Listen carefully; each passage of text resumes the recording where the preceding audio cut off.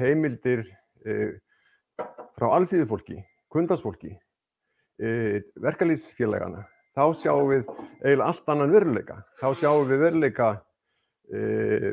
mjög tíðra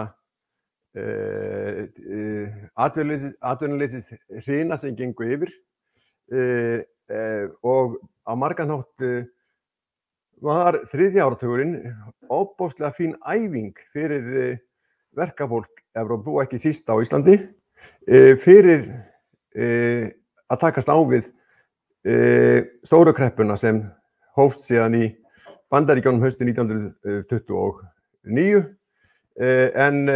og fór mjög hratt yfir til Evrópu vegna þess hversu hvílíkt stórveldi Bandaríkin þá voru orðin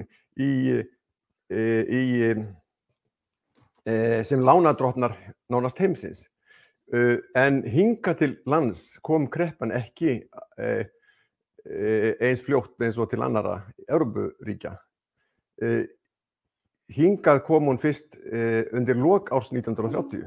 Reyndar var það svo að árið 1930 var alveg óvenju jákvætt og fínt ár fyrir íslenskt verkafólk. Það var mikil atvinna, það var yfirleitt bara blómaskeið og þess vegna þegar kommunistar voru að spá því að kreppan væri á leiðinni, þá hlógu andstæðingar þeirra að sér og sagði að hún væri hvergi til nema í hausnum á þessum geggjuðu kommunistum.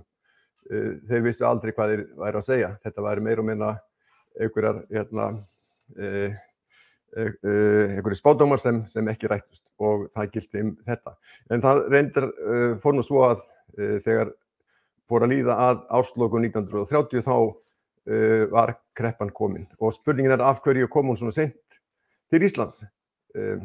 Og ég ætla ekki að fara að spyrja ykkur að því, ég ætla bara að skýra það út. Það einfalt, tiltölulega einfalt, því að það gildir okkur eins og aðra að fólk byrjar eða hættir síðast að kaupa sér mat og meðan Íslendingar gátu selt þennan fisk sem þeir voru þá orðnir sem þá meira og minna beinagreindin undir þjóðarbúskap landsmanna þá gekk þetta allt vel.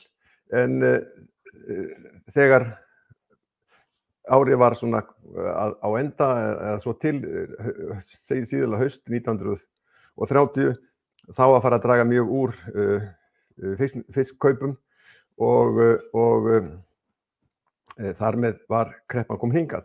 Nú hérna brugðust stjórnvöld við alveg eins og annars staðar með því að girða sig tollamúrum. Og þetta var fyrirmyndin náttúrulega var frá Bandaríkjunum og Evrópuþjóðir Evrópuríki gripu til sömu úrræða að girða sig tollamúrum og gerðu þess vegna kreppuna dýpri en hún hefði ella orðið. Væntanlega. En ég nefndi nú þetta við ykkur í síðasta tíma að fjórða áratugurinn, hann mjög merkilegt að pæla í þessum áratugi vegna hversu það margt sem öfgakennt. Það náttúrulega höfðorðið byltingar mjög ólíkar í Evrópu. Við sjáum Mussolini, hann og fasistar hans, þeir gengu frá Mílanó til Rómar og beygðu þessu bara niður í dreggjarnar, í göturrenslið og hirtu þar upp valdið þar sem það lá umhirðulaust. Og þeir höfðu eins og enn sterka foringja og mjög agaði lið, byggðu upp fyrirmyndaríki fasismans innan gæsalappa sem byggði á hugmyndum hinn sterka foringja, hinn sterka ríki og samvinnu stéttanna. Einhvers konar ríkið væri einhvers konar líkami og þetta apparat, það þyrfti að virka allt eins og öll líffæri mannslíkamans til þess að kroppurinn væri hraustur og þannig þurftu verkalýðsfélög og atvinnurekendur að vinna saman. Þetta var nefnt korporativismi og var síðan fyrirmynd ýmissa annarra. Meðal annars komu slíkar hugmyndir á kreik á Íslandi. Ég veit nú ekki hvort ég nái þangað því að það var sem sé á kaldastríðsárunum og sömuleyti birtist það í Hannibali Valdimarsinni og hans svona pólitísku pælingum á 7. áratugnum.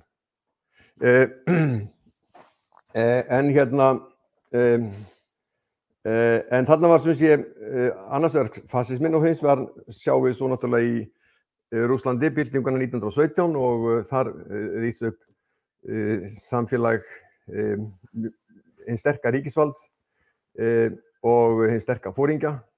Lenin lést 24 og við tók heiftarleg valdabarátta sem lauk með því að Stalín hafði yfirhöndina og síðan þekkjum við hvað eftir kom. Það var hins vegar svo og ég ætla að koma að því síðar að þessi tvö ríki fengu síðan sína fylgismenn meðal annars í verkalýðshreyfingunni. Og við sjáum líka þarna drauminn sko hinn nýja mann. Við sjáum það í Sovétríkjunum, drauminn hinn nýja sovjetborgara og í fasismannum sjáum við líka náttúrulega þessa trú á hinn nýja mann. Fasismi Mussolinis var ekki jafn blendinn beinlínis kynþáttahyggju eins og sá fasismi sem fæddist í Þýskalandi og var síðan undir stjórn Hitlers. Þar voru áherslurnar heldur meiri, en ég nefni þetta hérna vegna þess að þetta skiptir sannarlega máli fyrir verkalýðshreyfinguna. Kynbótafræði, þau voru ekki nýtt, þau voru engin uppfinning nasista, fjarri því. Ef einhvers staðar var frjór jarðvegur fyrir kynþáttafræði eða kynbótafræði, þá var það í Svíþjóð. Svíþjóð var, Svíar voru svona virtustu fræðimenn þessarar innan gæsalappa fræðigreinar undir lok 19. aldar fram á 20. öld. Og þeir voru fyrirmynd þessar þýsku fræðimanna. Og hérna sjáum við mynd af ég man ekki hvort þessi tekið úr greinin hans Guðmundar Finnbogasonar sem skrifaði stórmerkilega grein sem heitir bara mannkynbætur í Andvara 1922 og það eina Andvara hefti sem þá kom út það ár, svo það auðvelt að finna það ef þið flettið bara upp í Andvara 1922 þá það þetta hefti og þar kemur mjög fram. Þetta var nú marganátt merkilegur fræðimaður Guðmundur Finnbogason og var þarna bara í einna mörgum í Evrópu sem taldi sig vera að vinna gott vísindalegt starf með því að greina þróun mannkyns og ólíkra erfðaþátta sem gætu verið jákvæðir en neikvæðir. Og hann var mjög ákveðinn talsmaður þess að, og það kemur einmitt fram í þessari grein að fátækt fólk, það mátti sjá á útliti þess að það var ekki alveg af sama hreina stofninum eins og hinni ríku.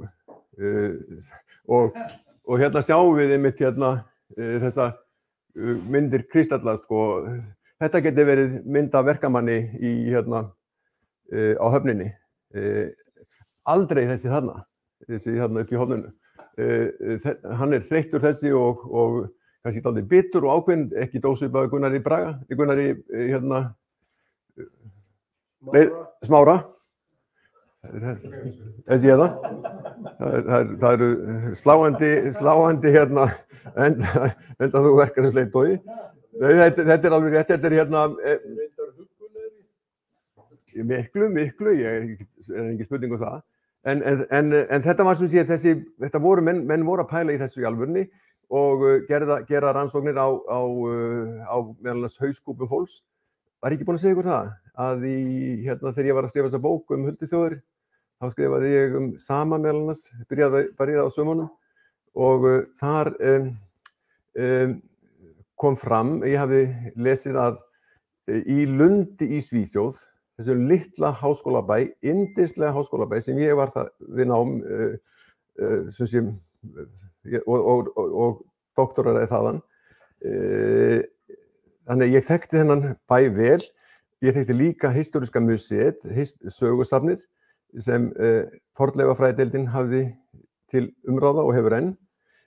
Algjörlega í kjarna gamla bæjarins og þar hafði ég verið á námskeiðum og fundist afar forvitanlegt. Ég tók fornleifafræði sem hliðaráfanga á móti sagnfræðinni og mér datt aldrei í hug að, sem ég síðan sá þegar ég var að vinna þessa greinum saman, að í þessu safni væri stærsta hauskúpusafn í heimi og þetta hauskúpusafn væri fyrst og fremst safn Sama.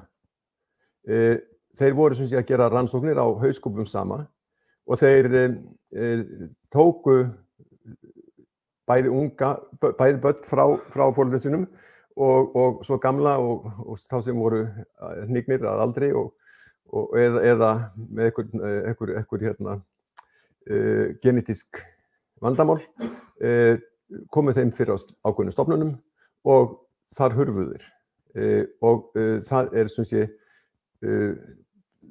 sannleikur sem menn vita í dag að menn voru búin að taka fólk af lífi eins og þeir gerðu í Þýskalandi Hitlers á þessum stofnunum sem risu upp sérstaklega 38-39.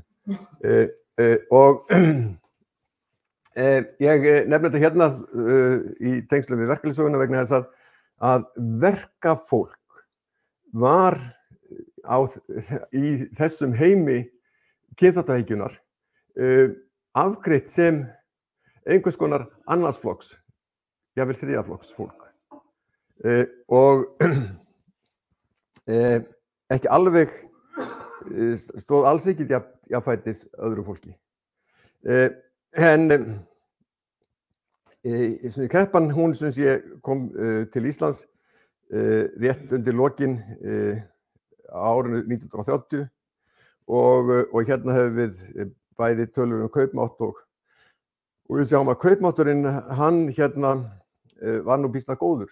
Það nefnilega svo að það algengur misskilningur að fólk hafi haldið og fólk heldur að því að við erum svo vön verðbólgu og verðbólgan, hún náttúrulega rót alls ills í okkar augum, svona ekki ástæðulausu kannski, en þarna kaupmáttur býsna hár á kreppárunum. Það vegna þess að það var nefnilega verðhjöðnun en ekki verðbólga. Svo þeir sem höfðu vinnu, þeir höfðu það ágætt. En það var atvinnuleysi að meðaltali 9,4%, öll kreppárin. Svo að það sem var bölið, það var þetta mikla atvinnuleysi. Og fyrir utan það 9,4% að jafnaði, að þá reis það upp og féll niður, það var sem sé, voru sveiflur á þessum árum líka. Eins og við sjáum. Á þessum tíma þá hafa kaupmennirnir, þeir hafa ekki átt að sjá að vegna þess að þá var markaður, þeir heyrðu ekki markaðinn. Nei. Þeir hækkuðu ekki.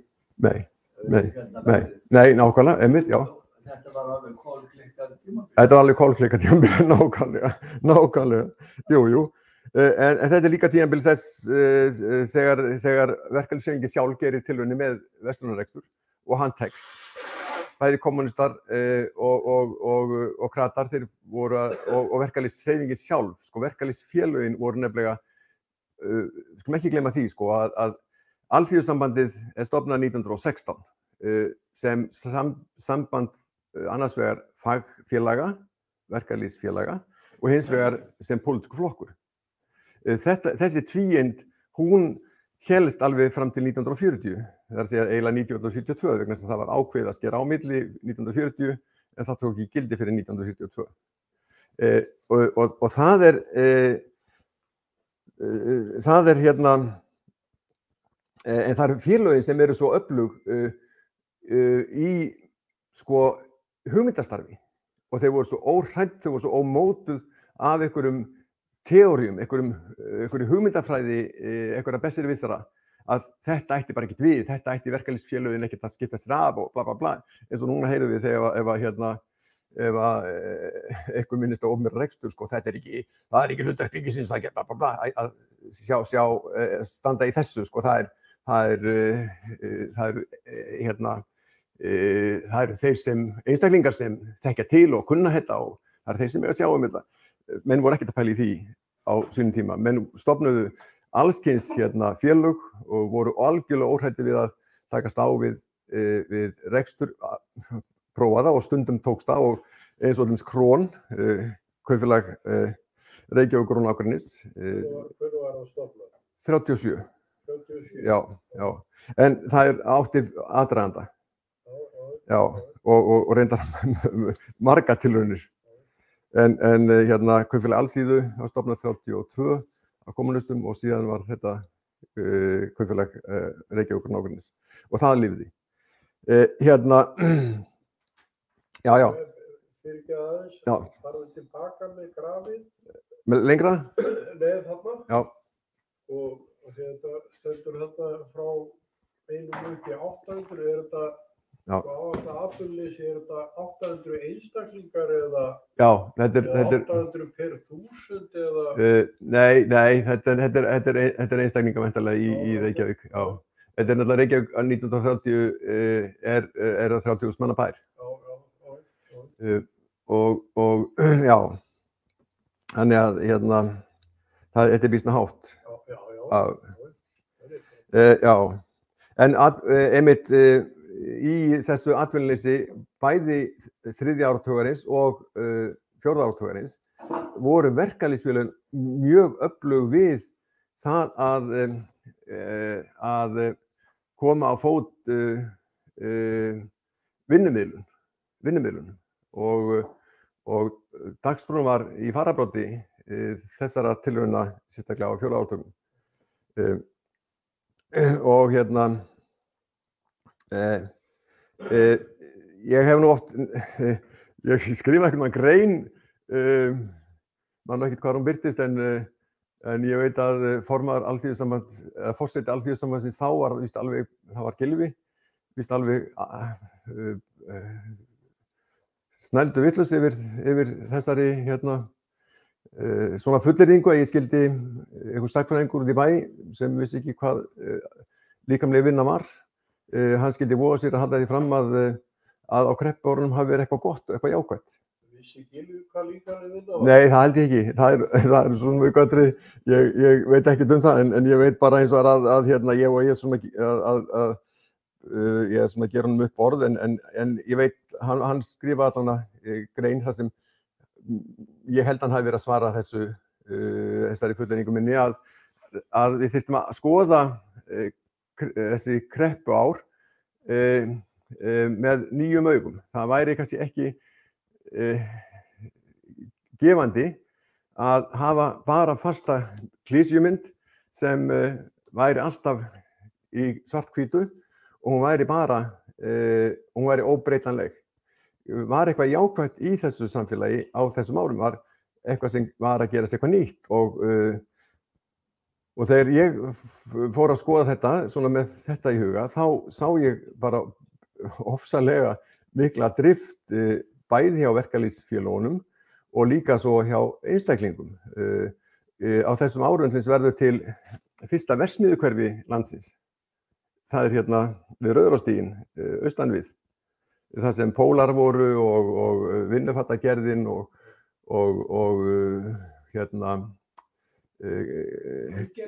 Ölgerðin og reyndar fleiri en ein. Og það var býsna merkilegt starf sem þarna fór fram.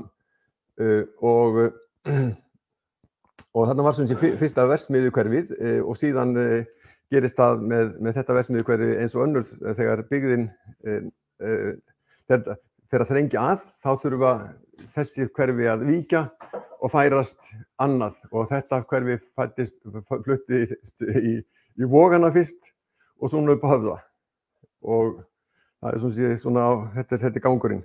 Það var ekki út á landsbyggðinni, ég meina á þessum áratugum, 30 til 40, þá verða til hérna, þú veist, bara eins og bara til að nefna bara eitt, sko, bara Pöntunarfélag Eskfirðinga og framvegis og heim og Seyðisfirði til þessi fyrirtæki þáttur í kreppunum.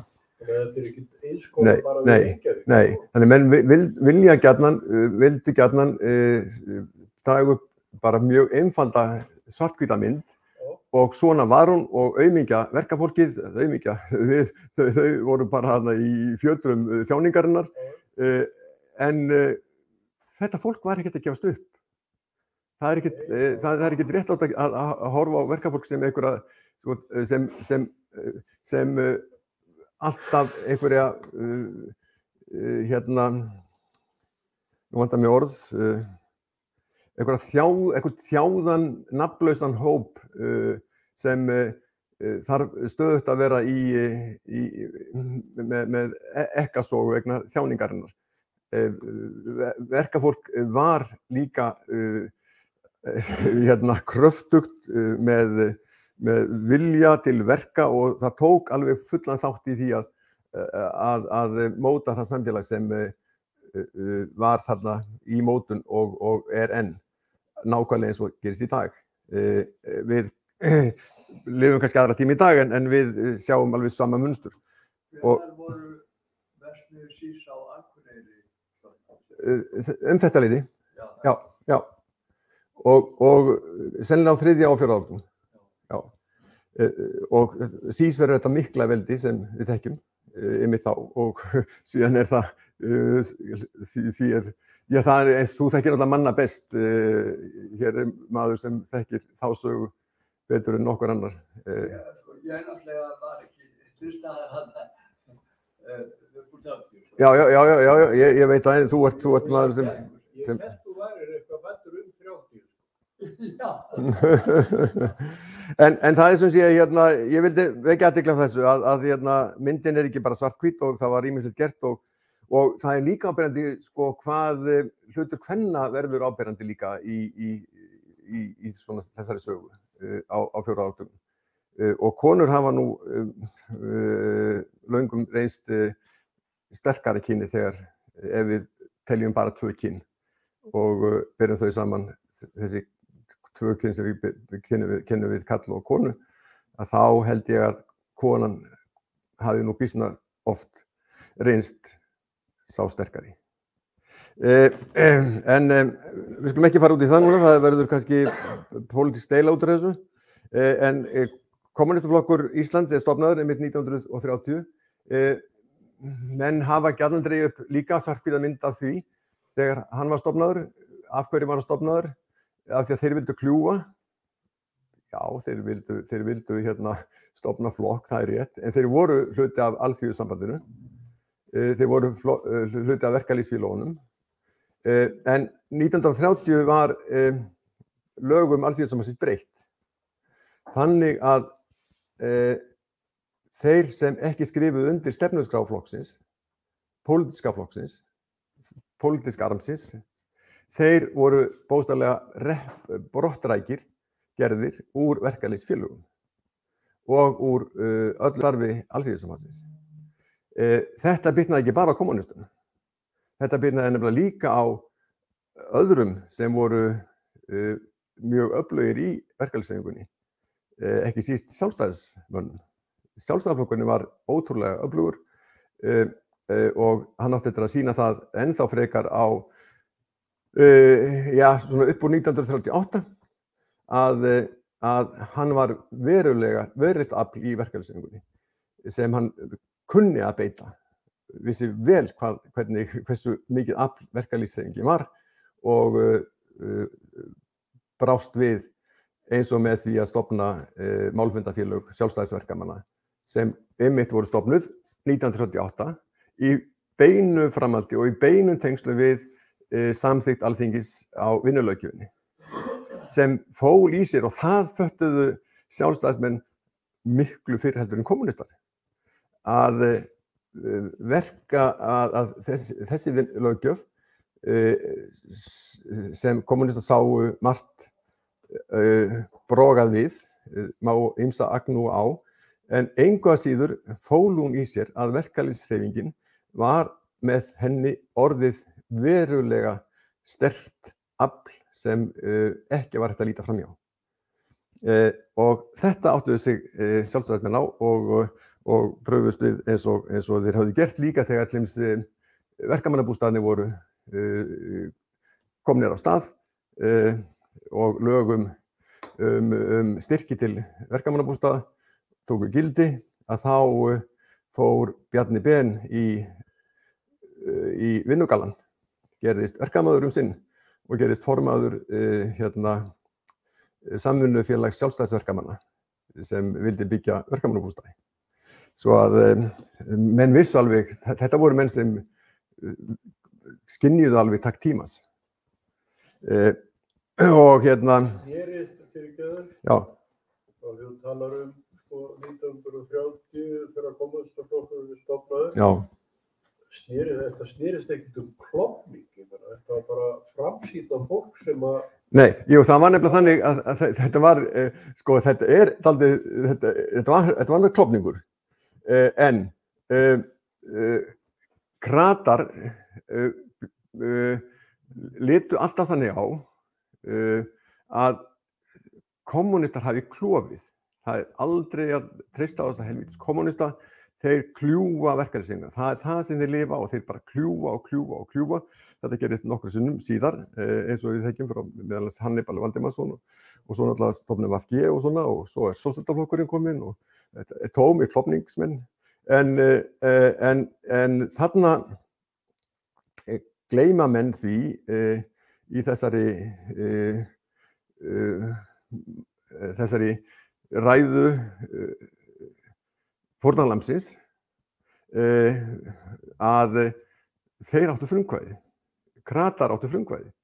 Þeir fengu bókstaflega direktíf þetta frá Danmörku og frá félögum sínum í Skandinavíu, og það hefur kemur fram í þessum bókum mínu sem ég var að sýna ykkur þarna, Gullnaflugan og Undirheimar íslenskra stjórnmála, að þeir fengu bókstaflega direktíf það að þeir þyrftu að skilja á milli, þarna koma út þessum kommunistum sem bitnaði þá líka á ýmsum öðrum. Þeir gerðu það sem sé skilyrði að fólk myndi skrifa undir nánast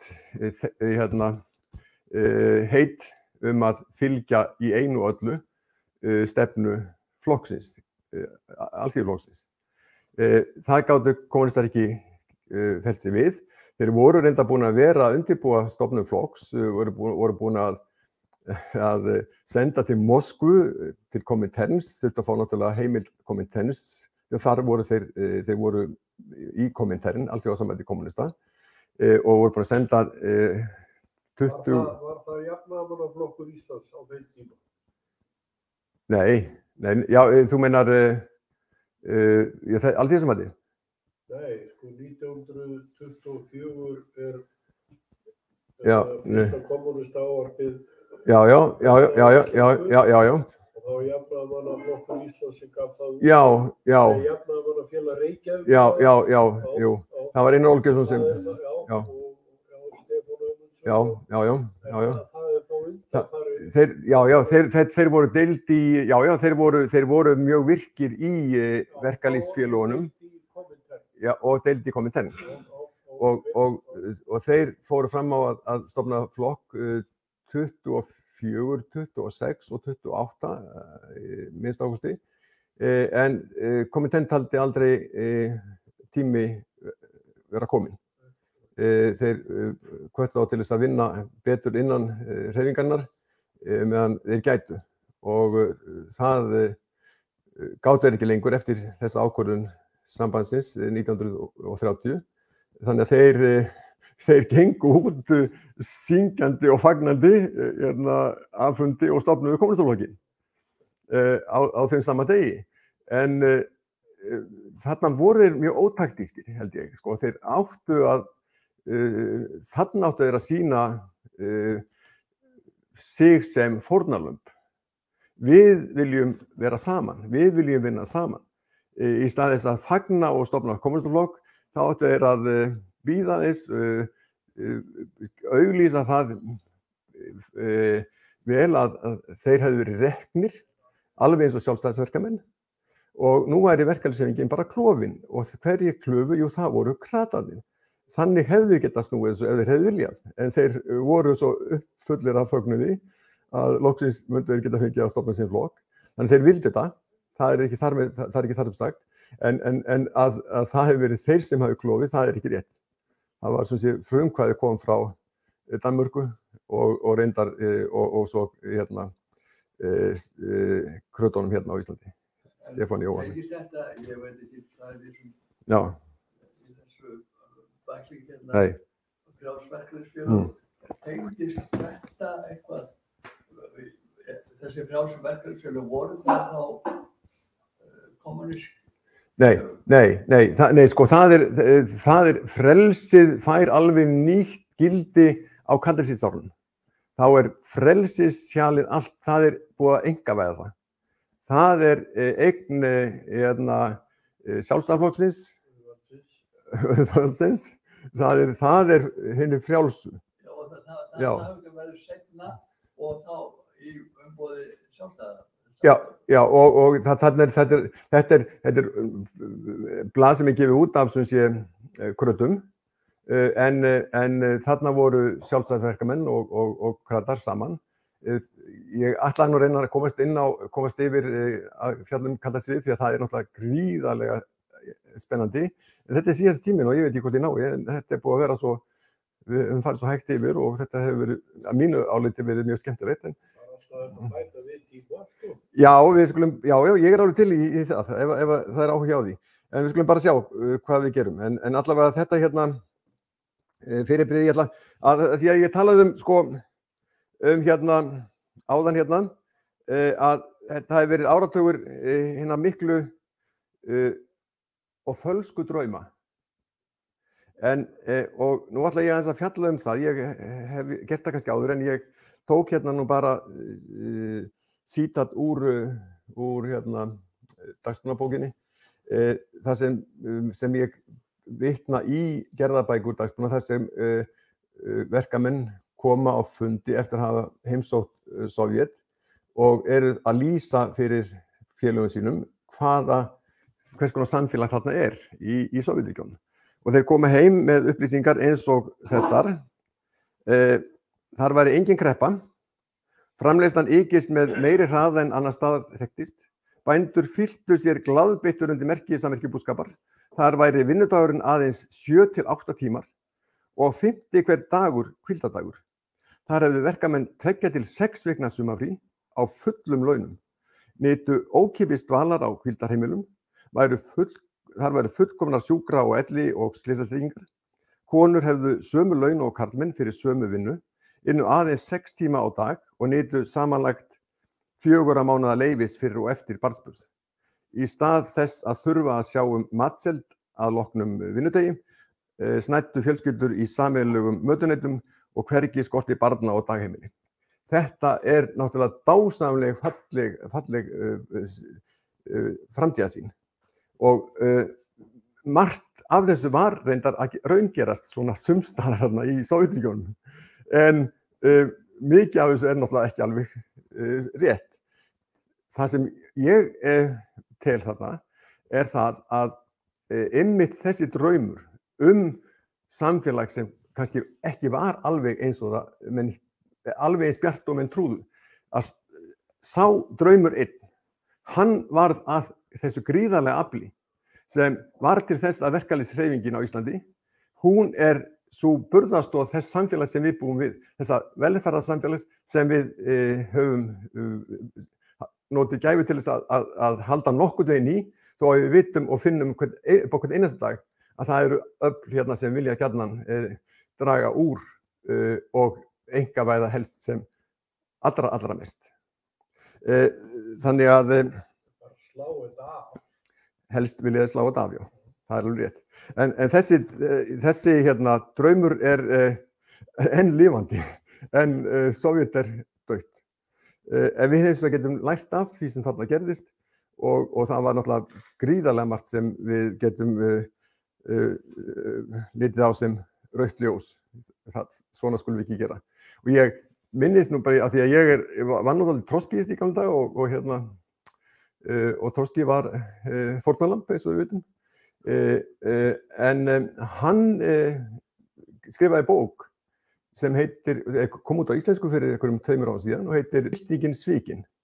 Hann var nú aldrei sammála þessu nafni. Það Erlingur Hansson eða? Já, það ekki? Já. Hafið þið lesið hana? Já. Mér finnst hún alveg ferlega merkileg. Hún mjög merkileg. Hann spáir hérna fyrir hvað gerist með Sovétríkin og þau hrynji og hann þarna gagnrýna þetta bírókrati sem þarna var, þetta snargelda skrifræði sko, sem sannarlega var þarna. En ég ætla nú bara svona aðeins að nefna þetta með stjórnmál. Sjálfstæðisflokkurinn stofnaði 29, þeir renna saman hann 2 flokkar, Sjálfstæðisflokkurinn og Frjálslynda-flokkurinn. Og 29 þá Sjálfstæðisflokkurinn stofnaður.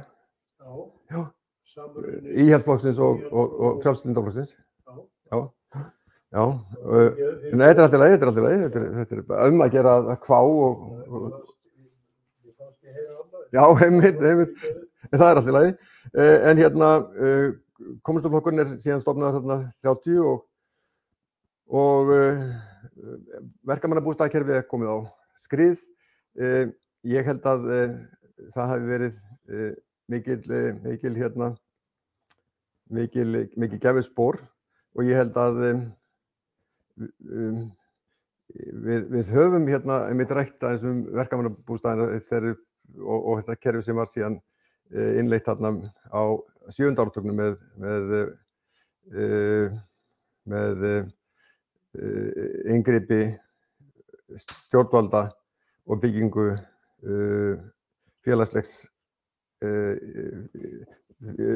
uppbyggingu félagslegs húsnæðis í Breiðholti að það held ég full ástæða til að ræða þessa þróun og svona aðeins að skiptast á skoðunum kannski hvað var rangt og hvað var rétt í þessu ferli. En 33 sem í Dagsbrún, þetta verkalýðsfélag sem þá var orðið stærst á Íslandi og var svona,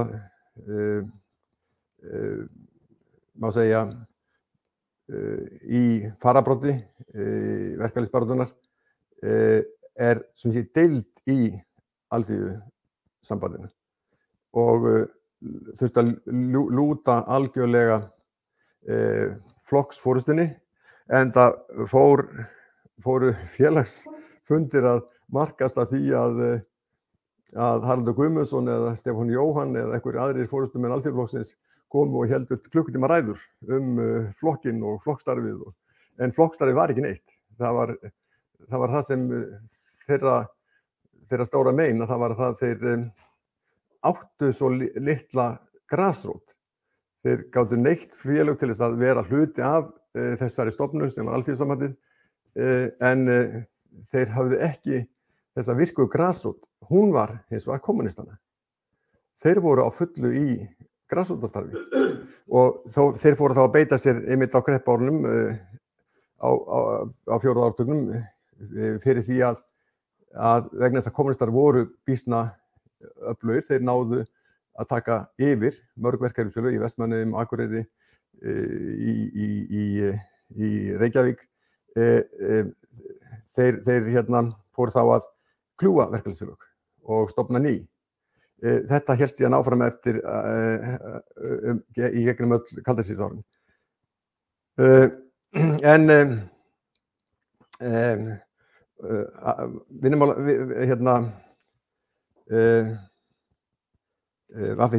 stofnað sem þá Sam og SA í dag. Atvinnurekendur stofnuðu sín heildarsamtök 34. Svo tengist þessi saga einmitt því sem að gerast í Evrópu. Og þar ber svo við í byrjun árs 33 að Adolf Hitler og nasistar komast til valda. Og þeir komast til valda einungis vegna þess að mati margra sagnfræðinga í dag, reyndar ekki allra kannski, en margra að vegna þessa hatur sem var á milli kommunista og krata í þýskum stjórnmálum, og það ekki náttúrulega þessara fyrirskipana sem kommunistar þurftu að lúta þegar það komið frá Moskvu, frá Komintern, og þar voru kratar lýstir sem höfuðóvinir verkalýðshreyfingarinnar, að vegna þessara staðreynda að þá hefði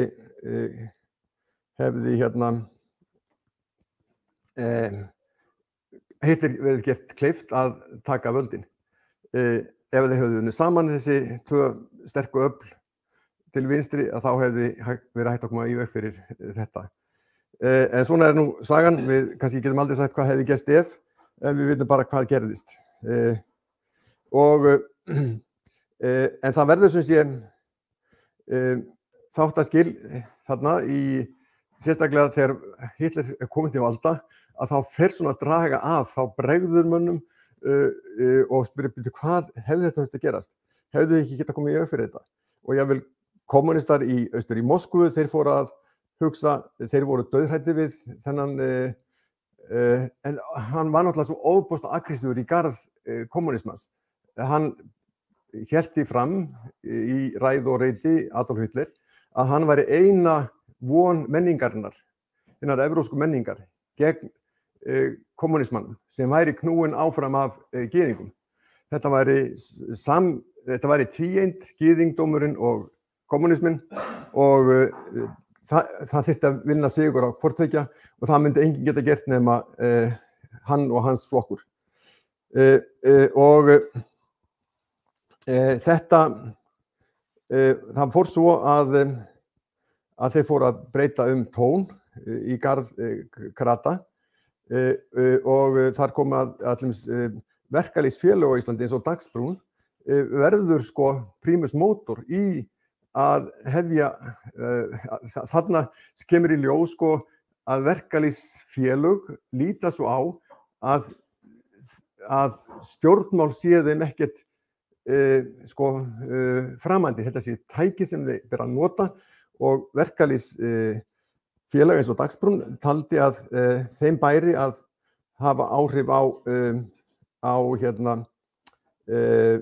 þessa hegðun, þennan eyðileggingamátt hatursins sem einkenndi samskipti kommunista og krata. Og á fundi 1937 þá hefur Dagsbrún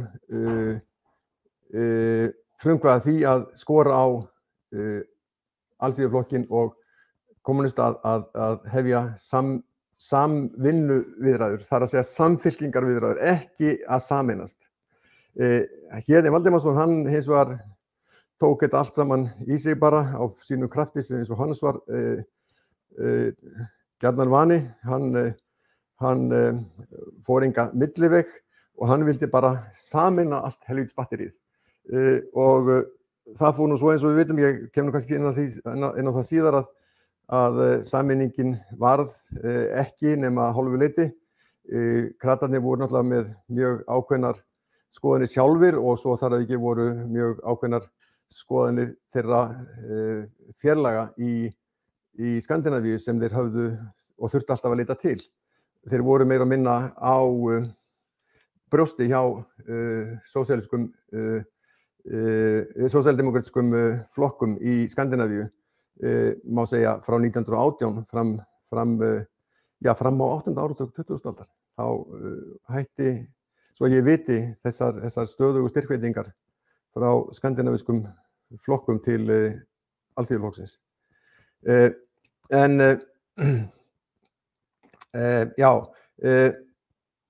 Ég var búinn að tala ég reyndar að Dagsbrún nær þarna líka fram áður en vinnulöggjöfin er samþykkt, nær hún fram að knýja atvinnurekendur í Reykjavík til að samþykkja í samningum forgangsréttarákvæði dagsbrúnarmanna til þeirra starfa sem til almenna verkamannastarfa. Og þetta var gríðarlegur sigur og gerði það líka verkum að menn höfðu frjálst val að vera í félaginu eða ekki. En ef þú varst ekki í félaginu þá fékkstu bara enga vinnu, allavega ekki á því sviði sem þú hefðir ella fengið. Þú hefði kannski getað gerst kaupfélagsstjóri en þú hefði kannski ekki gerst verkamaður á Höfninni.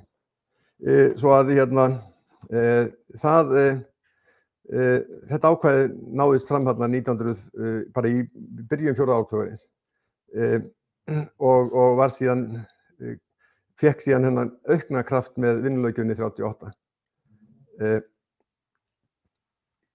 Ég mig langaði til þess að segja aðeins frá hérna,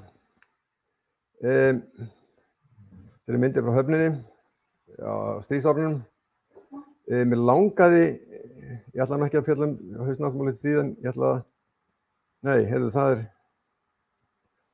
ég ætlaði nefnilega að fjalla hérna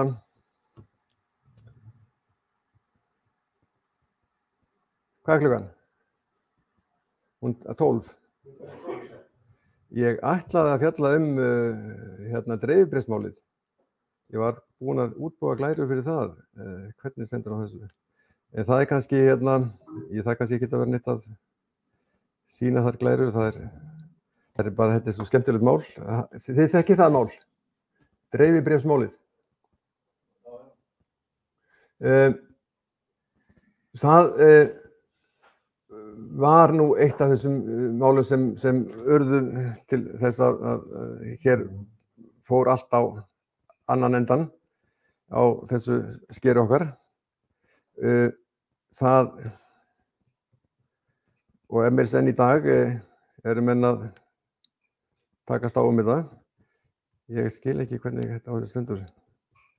Ég er með þessa fínu glærur.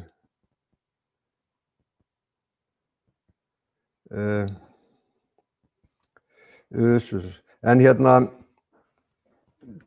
dreifibréfsmálið var ég ætla ekki að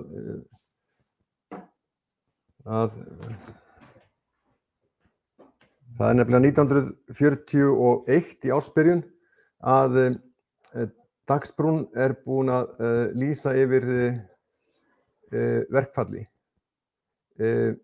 Það höfðu verið harðar vinnudeilir. Í Íslandi hérna hernum í land þá, eins og við vitum. Það gerðist í maí 1940 og eftir það hvarf kreppan og allt fór að blómstra hér, allt atvinnulíf á ofursnúning og þeir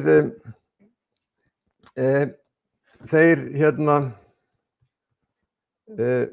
verkamenn nutu þess, eins og kemur fram í býsna mörgum minningabókum þessa tíma, frá þessu tíma, að menn vissu alla hvað á sig stóð veðrið þegar hamingjan var svo mikil, maginn fullur og morgundagurinn alveg klár og jafnvel næstu vikurnar bara allt undir kontról hjá fjölskyldum sem áður þurftu að kvíða hverjum einasta morgundegi.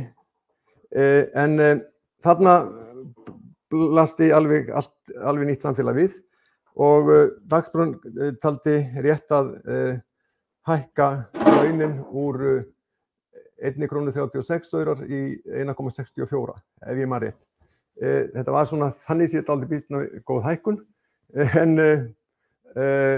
það var bannað að fara í verkfall samkvæmt lögum frá 1939 og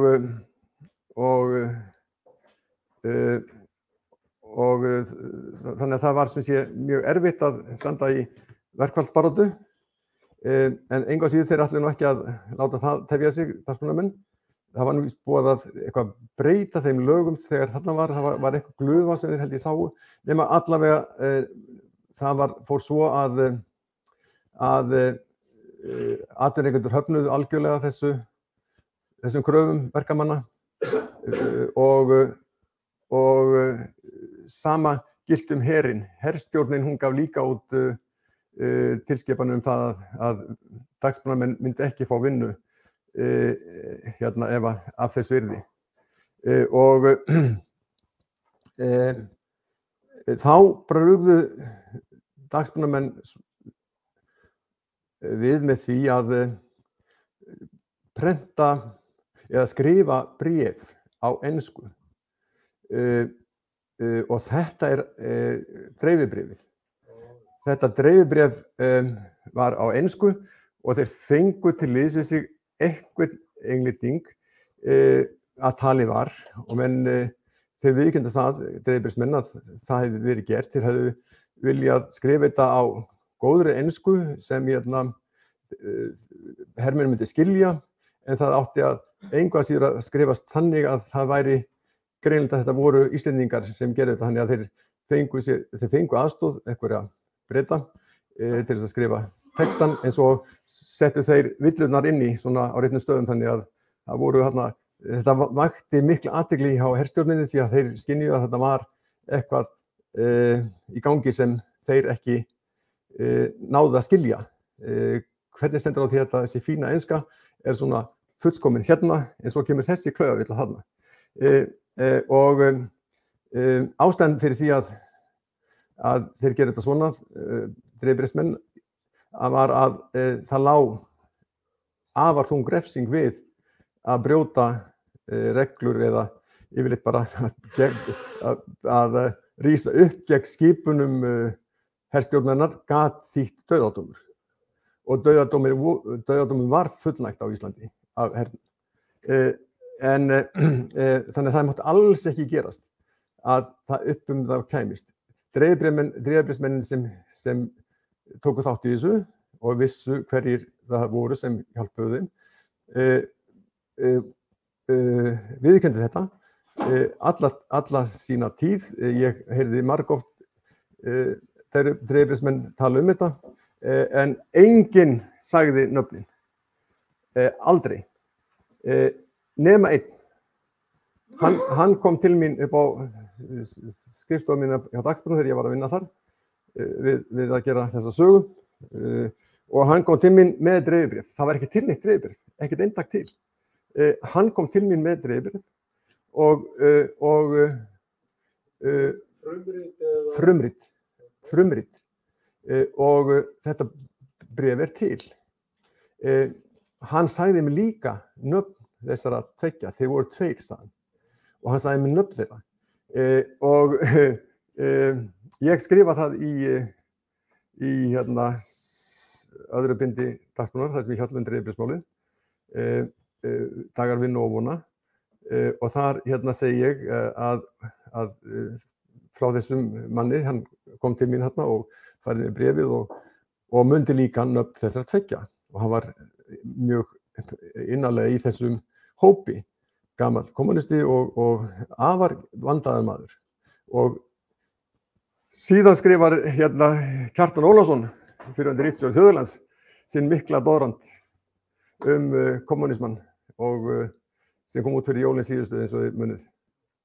Þar fjallar hann dálítið þetta og segir svo af alveg sínu þjóðkunna lítillæti. Þorleifur Friðriksson heldur því fram að það hefur verið tvo skoska hermenn sem höfðu verið til aðstoðar dreifibréfsmönnum. En það verður að segjast að það mjög dregið efa, punktur. Það engar heimildir, ekkert vísa til neins, heldur bara, ég veit að þetta er ekki rétt, segir hann. Ég spyr, hefði einhver maður komið gaggert til mín upp á kontor með dreifibréfið, sagt mér sögu þessa dreifibréfs, hvernig þeir unnu, án þess að, og sagt svo nöfn mannanna sem ég gat tekkað á, að voru hérna, ef að þetta væri bara út úr kortum. Báðir eru dánir og hann leit svo á að þetta væri, nú var þetta liðin tíð og þeim er ekki refsað, nýja fjölskyldum þeirra. Svo að hérna, svona viðbrögð finnst mér vera dálítið mikið lágkúra, að geti ekki bara einfaldlega sagt, já þetta merkilegt, þetta hérna, en ég gaf eins og ekki upp nöfnin, því að ég vildi ekki gera það fyrir ég veit með 100% vissu að það mun ekki skaða hvorki þá eða fjölskylduna, ég veit að þeir eru dánir. Gekkstu undir eitthvað, sko, Nei, ég bara lofaði því, ég bara lofaði því og ég stend við það, en ég á nöfnin og hérna, þannig að þetta já, nema hvað hérna að, en nú, af hverju er ég að nefna þetta? Jú, þetta er svo dásamleg saga, þetta er 41 í byrjun árs. 41, hvernig er staðan í heimsmálunum? Það er stríð. Meira? Jú, Og Kaninn að taka við á Íslandi? Kaninn er búinn að taka við, hann er að taka við, hann kemur í júní 41, við erum í byrjun ástæðan 41, þetta eru Bretarnir. Bretarnir eru höfuðóvinir kommunista. Af hverju? Vegna þess að Stalín var í bandalagi við Hitler. Griðasáttmálinn sem þið skrifuð undir 23. ágúst 1939, hann var ægileg fjötrar á kommunista.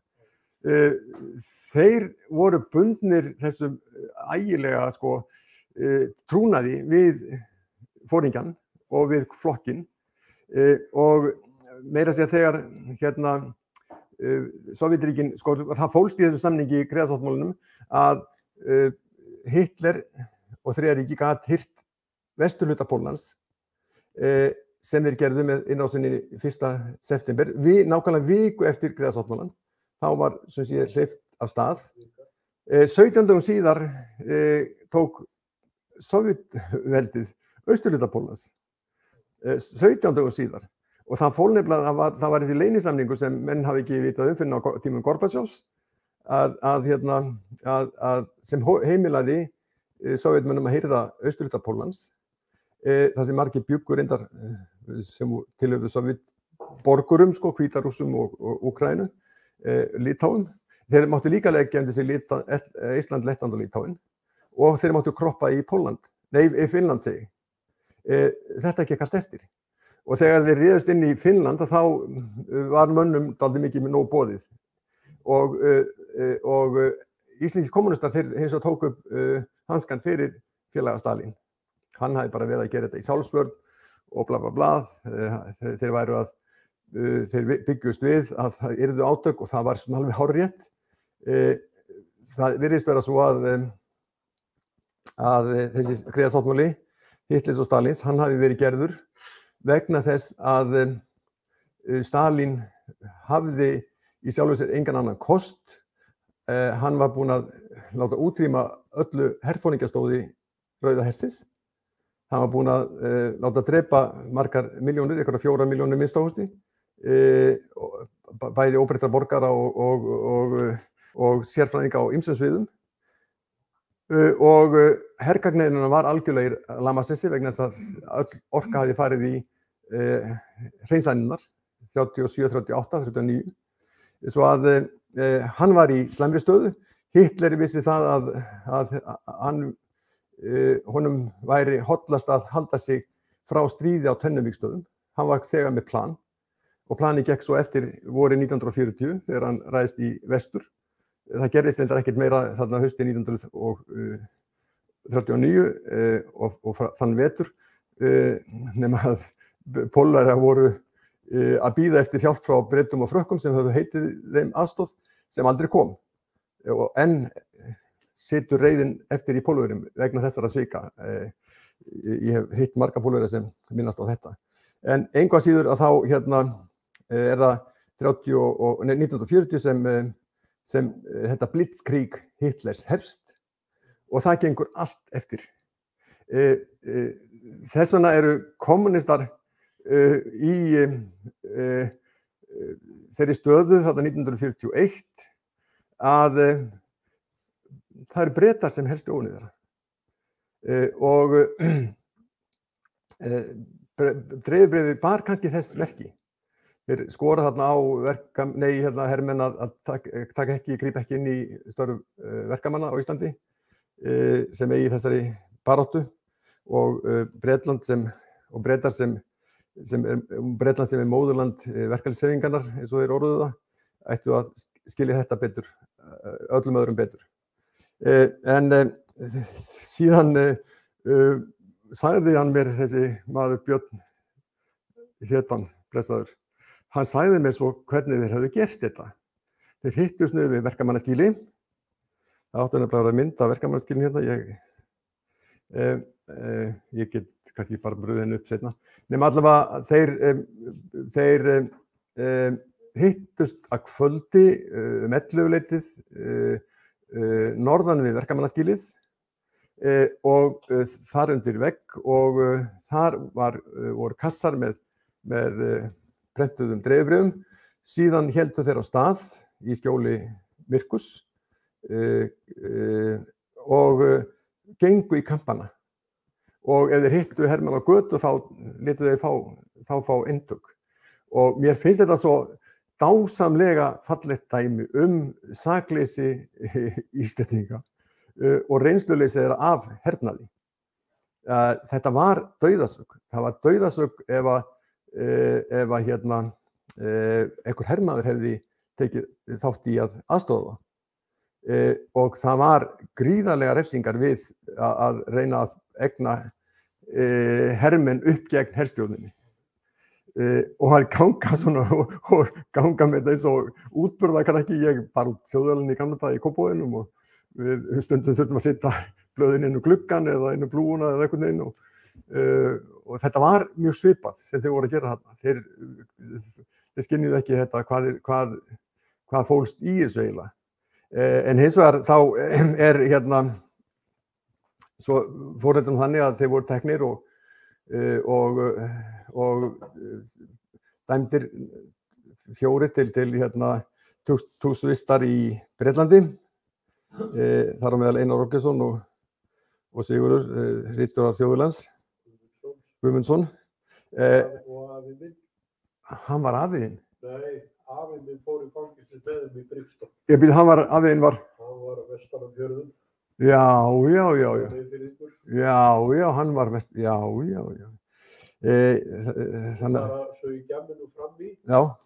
Einar heitir sagði mér að því ég kynntist honum þá var hann orðinn harðfullorðinn. Já. Heimsótti hann mjög oft bæði á Hrefnugötunni og þegar fór Hrafnistu í Hafnarfirði með Sigga Einars. Já. Einar sagði mér svo að því að afi tók sko í nefið. Já. Íslenska runda. Já. Og það var ekkert svoleiðis í boði í fangelsinu. Þeir fengu tóbaskamt á hverju degi í fangelsinu. Svo sátu þeir með fína hnífa og voru að reyna að saxa tóbaki niður í fín. Já, nákvæmlega. Og afi geti fengið í nefið. Já, ég hugsaði þessu. Ég þótti guðdóm ég ekki trúaður en ég þótti alveg æðislega falleg saga þegar hann sagði mér að afi þarna voru mennið að hjálpa sínum sko. Já. Það var sjálfstæðismaður. Já, engan síður, það breytir engu. En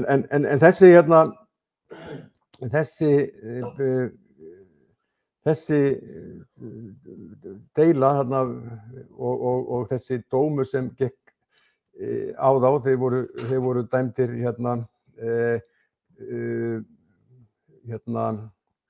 það var sko lögum að breytt með afturvirka afturvirt, þannig að þeir voru dæmdir landráðamenn. En síðan urðu önnur átök 42 sem við höfum ekki tíma til að fara yfir núna, en við þurfum kannski að halda bara áfram, að þau átök 42 sem voru þá skæruverkföllin, gríðarlega merkilegur atburður og sko einhver mesti sigur verkalýðshreyfingarinnar allar götur, að þessi sko stjórnvöld voru svo ofboðslega umfram að þjónusta hervaldið að gangast undir þær kröfur sem bandaríska herstjórnin setti, breska og síðan bandaríska setti, að þeir gáðu ekki að sér að þessi, af því að Ísland hófst úr því að vera fátækt eyríki norður í Dumshafi í það að vera ein af ríkustu þjóðum Evrópu í stríðinu.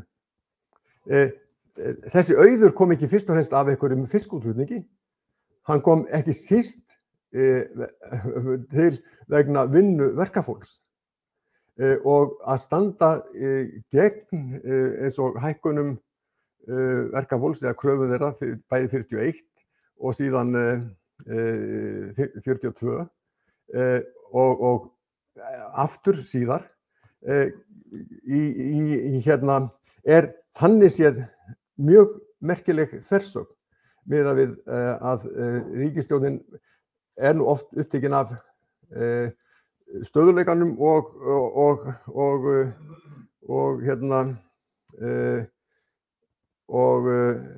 réttu gengi, hvað heitir það, hagvextinum sko. Það hann sem þetta töfra orð sko, hagvöxtunum. Þannig að í sjálfu sér voru þau þarna að berjast gegn hagvextunum. En ég held að örlögin hafa gripið þannig, ég var búinn að undirbúa miklu lengra en svo þetta að ég mána heldur ekki að vera röfla alveg of mikið í beit sko. Fólk verður þreytt og það